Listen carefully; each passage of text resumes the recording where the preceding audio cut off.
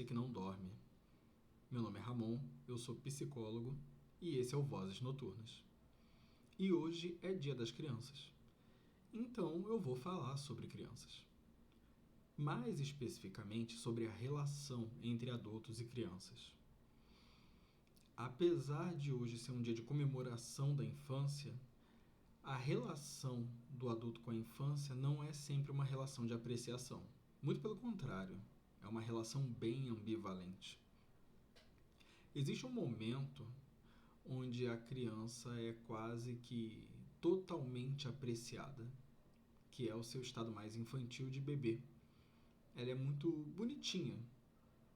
Ela é apreciada pelas caretas que faz, pelos movimentos que faz. E conforme a criança se desenvolve, vai ganhando personalidade e autonomia de pensar, agir e reagir de uma maneira mais próxima ao do resto das pessoas, como os adultos. Conforme ela vai se aproximando da forma de existir dos adultos, a relação vai ficando cada vez mais ambivalente. O estado inicial da criança é o que o Jung caracteriza como participation mystique. É um termo que ele utiliza de um antropólogo chamado Levi Bru. E na psicologia, esse termo, participação mística, ele significa um estado de identidade fusionado entre dois seres. No caso da infância, do bebê, do recém-nascido, o que significa o estado de participação mística? Ele significa que o bebê, a psique do bebê, ela está contida na psique dos pais, principalmente no inconsciente dos pais. Como o bebê parece quase que uma folha em branco, é muito fácil para os pais se imprimirem nos seus filhos. Mas, como eu disse antes, conforme essas crianças vão avançando em idade, elas vão se distinguindo em personalidade da personalidade dos seus pais. E costuma ser nesse processo que os conflitos familiares começam a ocorrer. Conforme a criança avança no seu tempo de vida, ela vai ganhando desejos, nuances e uma forma de existir até às vezes incompatível com o modo de existir familiar. Mas principalmente no que compete ao tempo de desenvolvimento da criança, o mundo adulto tem reações muito típicas. Uma delas é a queixa contra a infância.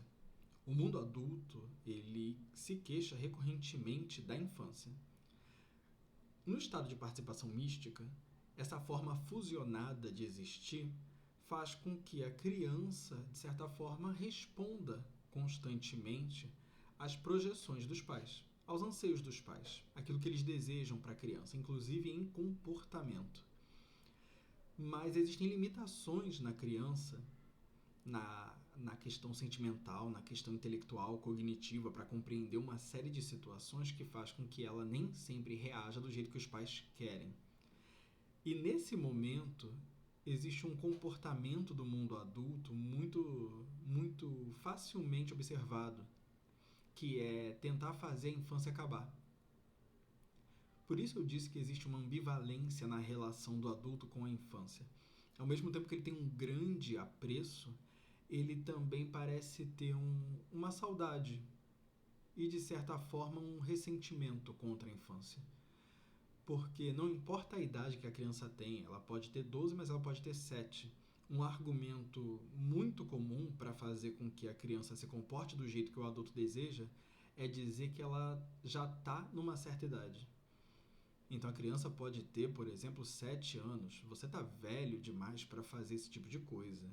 Você já está muito grandinho. E às vezes as reações são perfeitamente compatíveis com a idade. Mas nem todo o comportamento da criança é tão bem refinado como os adultos gostariam que fosse. E é sempre bom lembrar que boa parte das reações que os adultos têm às suas próprias frustrações também não são lá muito refinadas. Mas eles exigem isso constantemente das crianças. Então, conforme a criança vai crescendo, o tempo de vida é sempre usado, de certa forma, contra a criança. Em alguma medida, ele será usado contra a criança para fazer com que ela se comporte como desejado. Ou seja, existe um anseio por acabar com a infância.